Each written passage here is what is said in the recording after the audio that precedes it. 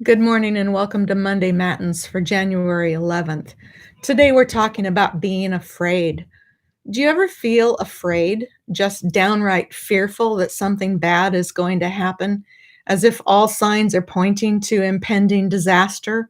The car is stopped on the train track, the train is coming full speed ahead, and there's just no stopping the train wreck. Many people have been feeling that way for the past 4 years. Maybe people felt that way as we approached Election Day last November. Others were fearful as we approached last Wednesday, and others are dreading Inauguration Day. Will there be more violence, more death? Can it possibly be avoided? If so, how? Will the powers that be step up and keep the peace? Will those who are angry stop and count to 10 and let democracy prevail? And as we ponder all the possibilities, as we question one another and look to the experts, our blood pressure goes up, our hearts race, and not one single person among us knows the answer, nor do we do ourselves one lick of good as we worry. Now, we know our scriptures. We know that we're people of faith and we're not supposed to worry. From beginning to end, the Bible gives us good reason to remain calm and have faith. Well, except for maybe that book, that Revelation book. But Isaiah 35:4 says to those with fearful hearts, be strong, do not fear. Your God will come. He will come with a vengeance. With divine retribution, he will come to save you. Matthew 6:34 says, therefore do not worry about for tomorrow will worry about itself. Each day has enough trouble of its own. John 14:27 says, peace I leave with you, my peace I give to you.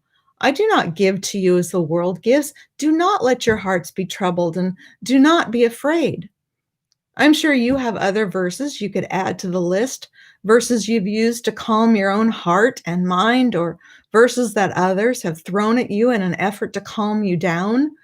Now, I'm not trying to diminish the importance of these and other verses or to say that they are not sacred, but you also know that life happens. And sometimes, no matter how many verses we throw around, life isn't always hunky dory. No matter how strong our faith, no matter how loving or loyal our God, life gets messy. In fact, it gets downright ugly. Life got really ugly this last week, and it may get uglier in the days to come, or it may not. We just don't know. What we do know is that we can only control our own behavior. Marcus Aurelius said, never let the future disturb you. You will meet it, if you have to, with the same weapons of reason which today arm you against the present. Are you handling today? Have you made it through to this moment? Then you're probably pretty well equipped to handle whatever tomorrow throws at you. You have already proven yourself to be creative, resilient, and flexible. You've already rolled with a lot of punches to get this far in life. You can roll with a few more. And here's another thought for you.